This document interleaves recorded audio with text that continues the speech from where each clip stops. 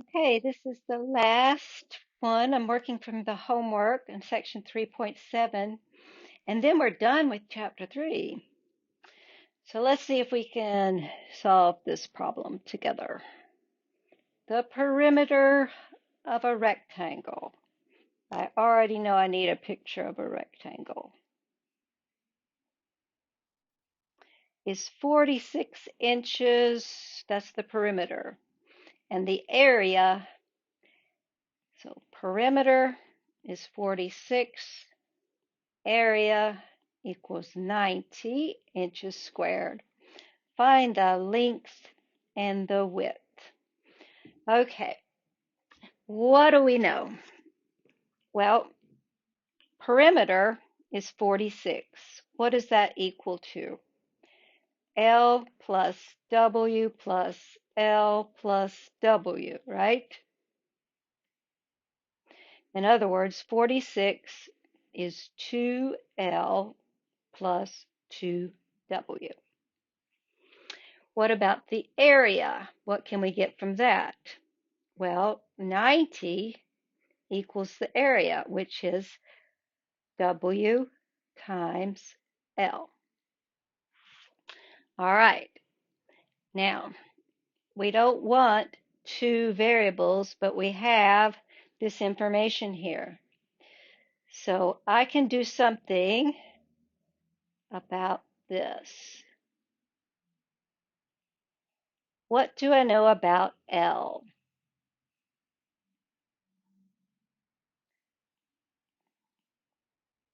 Can we rewrite the formula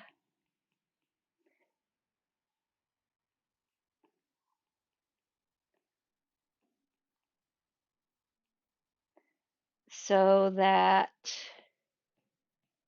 we have L equals something over here in terms of W? Well, sure. We have to solve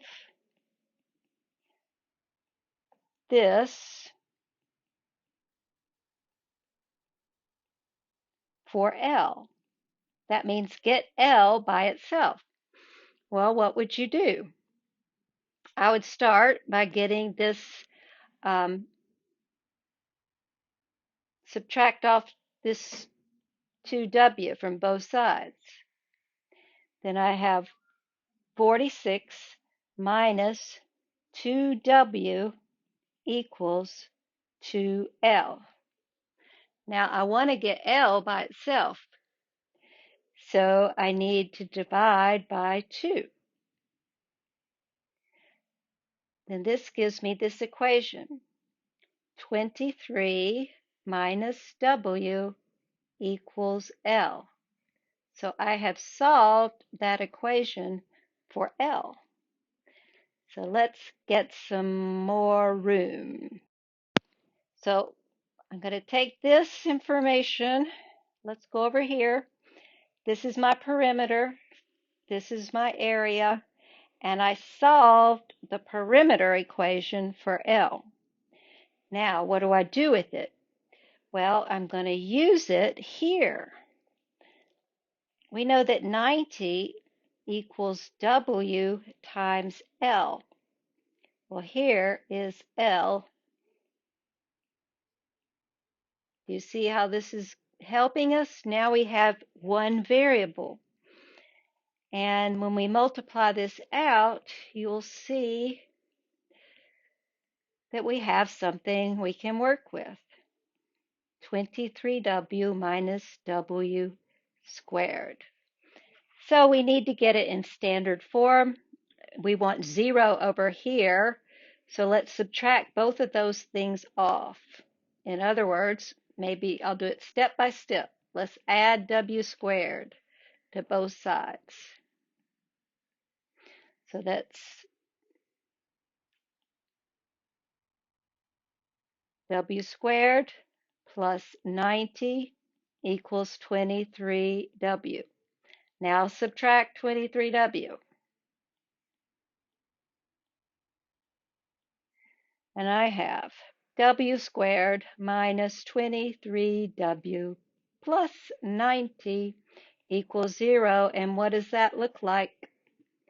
That looks like an equation that we can factor on the next page. The hard part is getting to here, and then sometimes the factoring is the hard part too. But what did we do to get to there? Here's the initial information that we were given. Something about the perimeter, and we know how to write that, and the area. And then I had to decide what to do. You could have solved this equation for W, but I just chose L because we have to get rid of one of these variables. And now our challenge is to factor this. At least A equals 1, so we know we can start like this.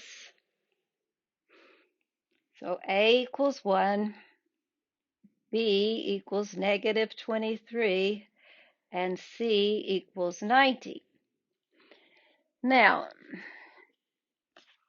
this is a case we need the factors to differ by negative 23.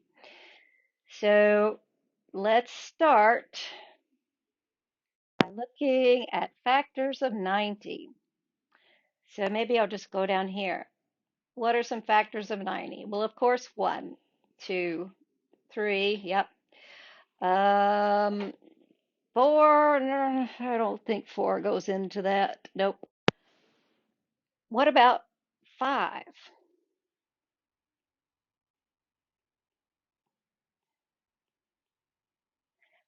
When I put 5 in there, I got 18. So, why am I excited?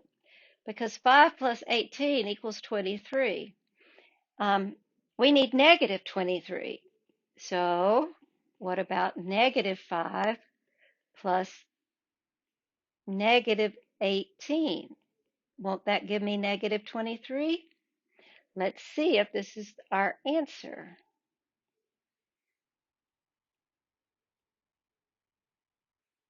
Well,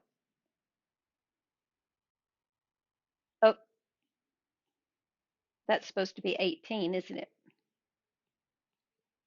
Does that work? W squared, 5 times negative 5, that gives me 90, and the outer plus the inner adds up to negative 23. So it looks like I have two answers here, which is kind of confusing, but let's see what happens.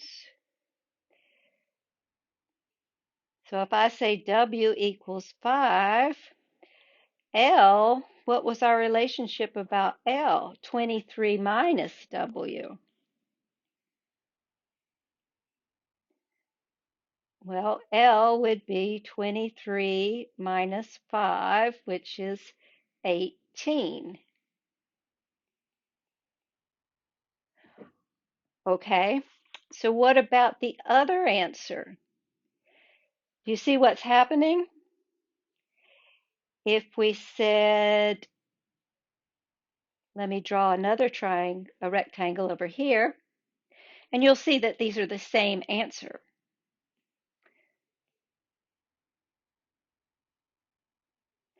Usually, for me, the width is the smaller value, but it doesn't have to be. You could call the width 18.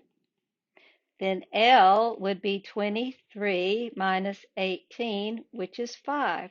So our dimensions are the same. This rectangle is 18 by 5. And in WebAssign, they just ask you for the smaller number and the larger number. They don't specify which one is W and which one is L. So that's why this didn't matter. At first, that confused me a little bit because usually you don't get two answers when you're looking for it. But they were actually the same answer. So we are done with chapter 3. So you need to prepare for exam 3. That's what's on the horizon. Oh, exam 2, beg your pardon. Exam 2 which is on the horizon. It will cover all these things we've been talking about in Chapter 3. So let me know if you have any questions. And bye for now.